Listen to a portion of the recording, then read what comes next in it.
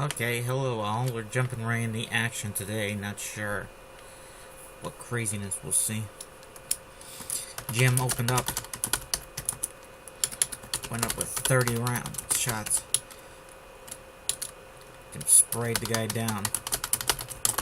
At least 12 rounds. It's hitting him. Causing him to jerk. Sprawl out dead in the street.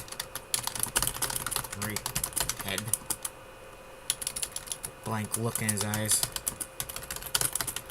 Eyes laid facing the sky. Jim supposed that the guy looked a lot like some people he saw. Some guy he saw die. Saw die during the naval landings during Dreadnought.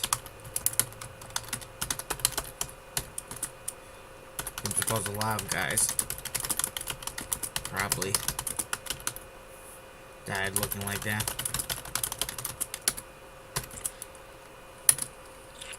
Got another fuck. Jim growled. Loaded.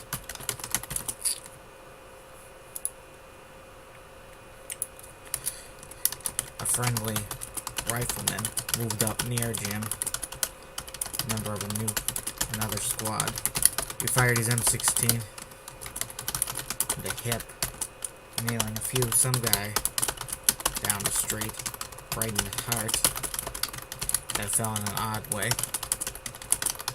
Friendly rifleman, as you get to the cover of a mailbox, not nail box, which he had to kneel behind, or it wasn't going to protect him much. He leaned out, exchanging shots with 3 guys about in an alley, about 5 meters off. The rifleman killed one before being killed one, collapsed abruptly with a bullet through the head. Okay, feels like I made a mistake not drinking that coffee this morning. The rifleman was killed soon after, just as abruptly. Some round catching him, some AK round catching him through the skull. Down with the Union. One of the soldiers yelled. Enemy yelled.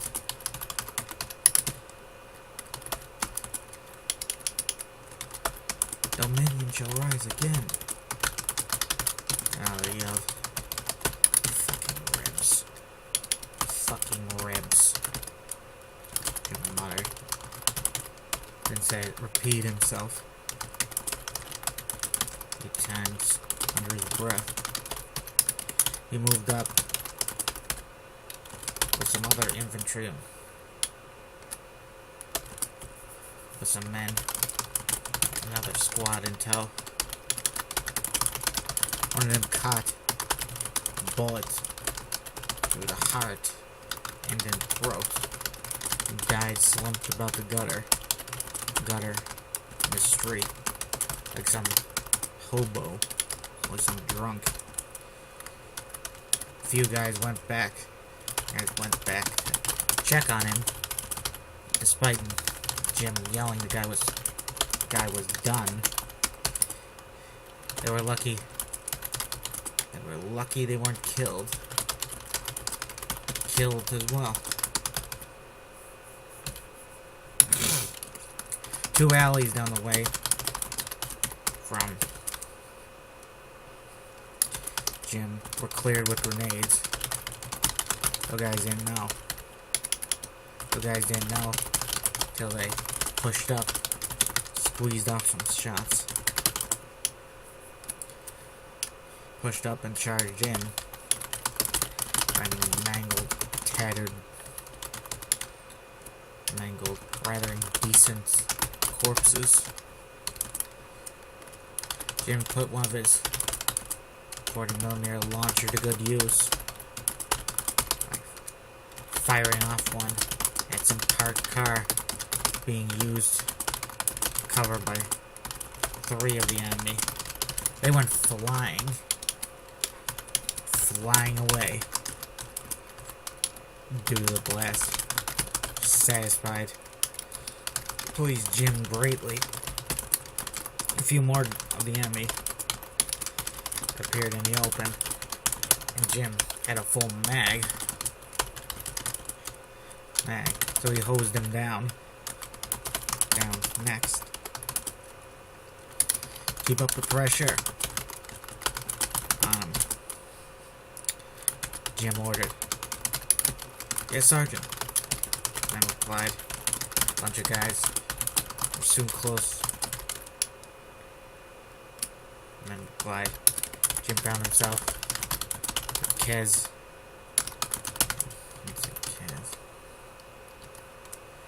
Kez and Blom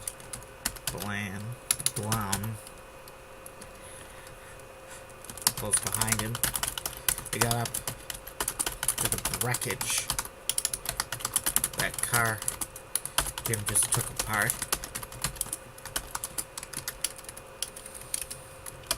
He saw a few guys. The steer caught sight of another dead gunman down the way.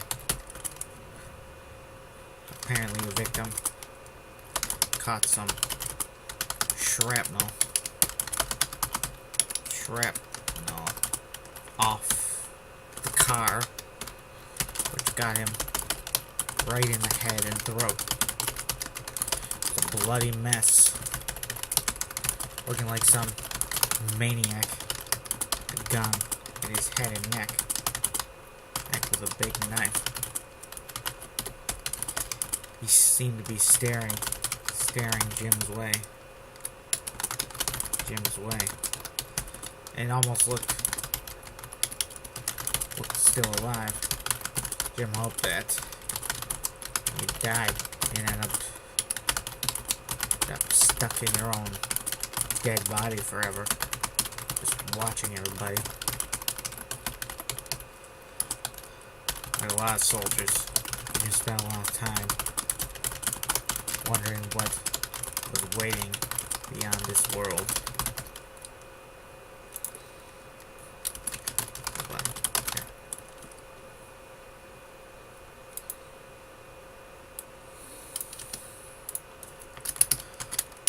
Shotgun in the alley. Lion yelled suddenly, firing off bursts in an alley ahead, past the dead guy. Some terrorists stepped out in the open from the alley, holding a pump-action shotgun, which looked a bit antique, but like most old shotguns, still serviceable these days. Jim's experience, you need one of those new, crazy-looking semi-auto shotguns with big mags. Draw more rifle-looking like mags. You might use that shotgun like that on patrol in Camja Click.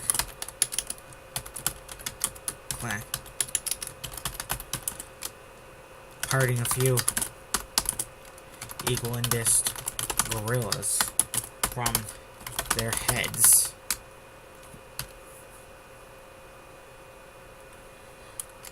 They were equal and dist.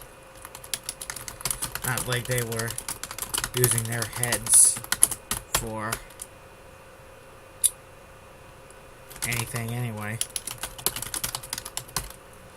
Yep, the one-word joke, communism. I'm not fond of communism. I'm not a right-winger.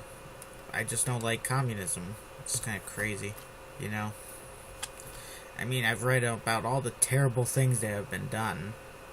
You know, millions of people killed, and you know, it wasn't worth it in the end because the Soviet Union never became the utopia. They just collapsed and became capitalist, and now now the country's run by gangsters, and they have a smaller economy than Italy and other stuff. I mean, I don't want us to end up like that. I don't want America to end up like that.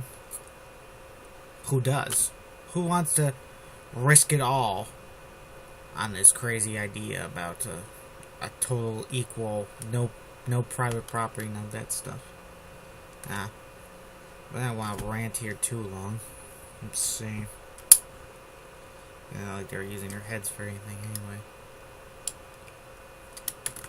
Put him down. Put him down. Jim yelled. Ended up doing it himself. Putting that guy about 5 meter off.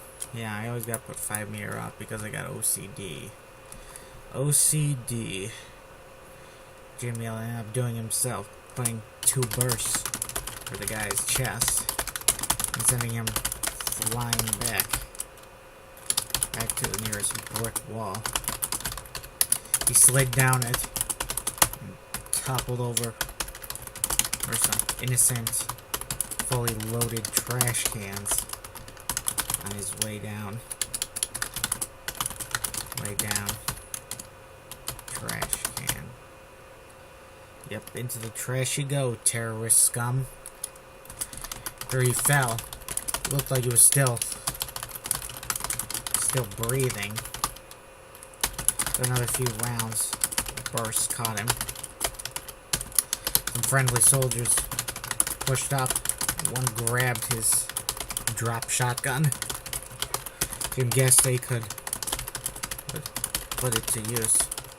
I'm gonna have a shootout in a record store next, kind of, I guess, partially based on like some thing from the XCOM video game where I had a fun time shooting out with aliens in a record store. But these guys aren't aliens. Plot twist, there's no aliens in this story. At least not in my notes I have here right now. But, you know. Some stories just don't need aliens to show up, I guess. I guess they would put it to good use. The next objective was a record store. A big bowling alley looking building with a bunch of big windows about the front entrance. And a pretty large main room. There was an entry hall with a set of double doors and a big coat rack for visitors.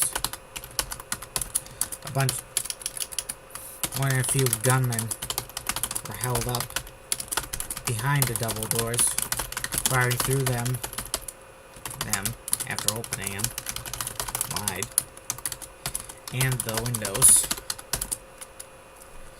They were soon facing quite a large group of National Guardsmen shooting at them from across the way from a freshly occupied building, bookstore, as well as alleys and the parked cars on that side of the street.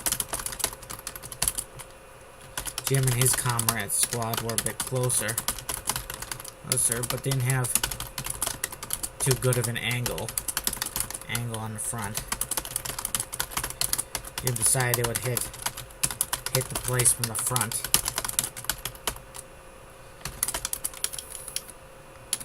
So he moved the squad halfway across the street, getting the cover of some stranded vehicle abandoned by its own mail truck, abandoned by its master. Mail truck, one word.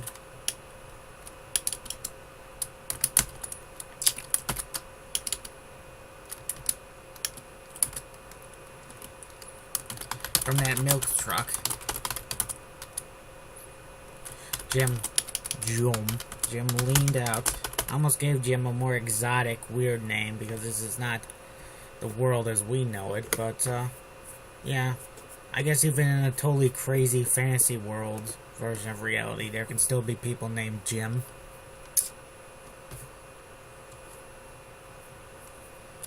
Jim leaned out and fired off his 40mm grenade launcher right at the entrance. The guys crowded there didn't know what hit them. Those lifeless bodies thrown in all directions. Directions of the windows and doors. Doors shattering like it was all made of glass.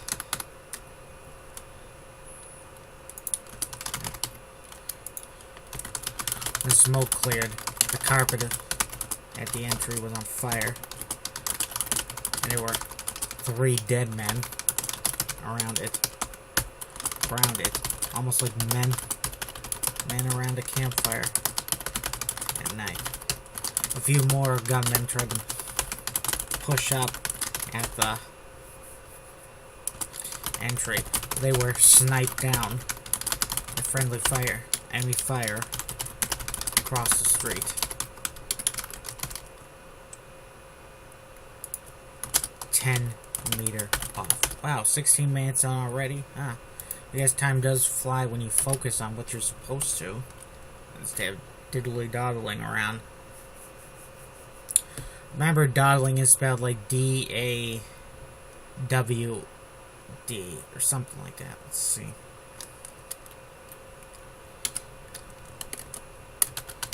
Jim felt safe to move up. Did so, with his men following his lead. A bunch of... They had been attuned, 2 men.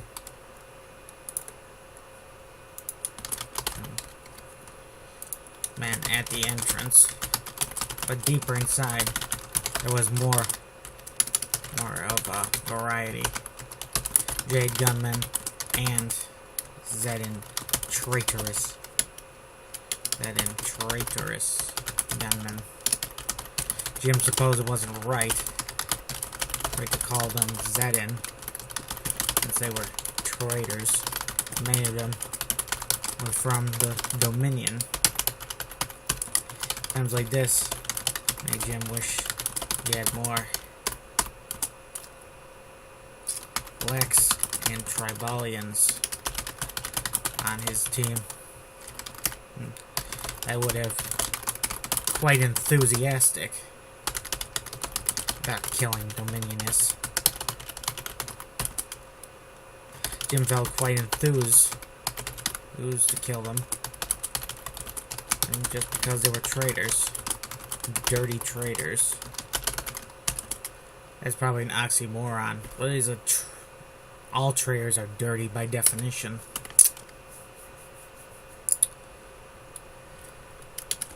We got anybody coming? Going to the back? Your masked squad. They fanned out about the entry room. No idea, Sergeant. Might just be us. Plan replied. Damn, Jim muttered. They were soon out of the entry and in cover inside the big main room. Lots of little bits of furniture to use, including some big bookshelf type things loaded with boxes of records. Most of the furniture was wood and cheap. It wasn't going to provide much protection against rifle fire. Guys still dug in behind them anyway. Like it was the cover so strong it could stand a rocket. That first big room was well defended. Dozens of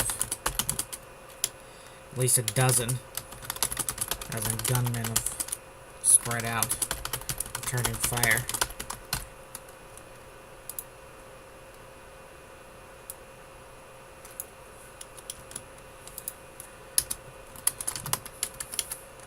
It was just Jim's squad first, in front, at least in the front. Guys to the rear, guys behind him got slowed down by some dominionist, by some enemy gunmen who came out of some alley, lit them up from behind. 10 guys killed before the 2 gunmen went taken down as well. Same shit. Similar shit. Similar little thing. I'd seen a lot of similar little disasters like that earlier.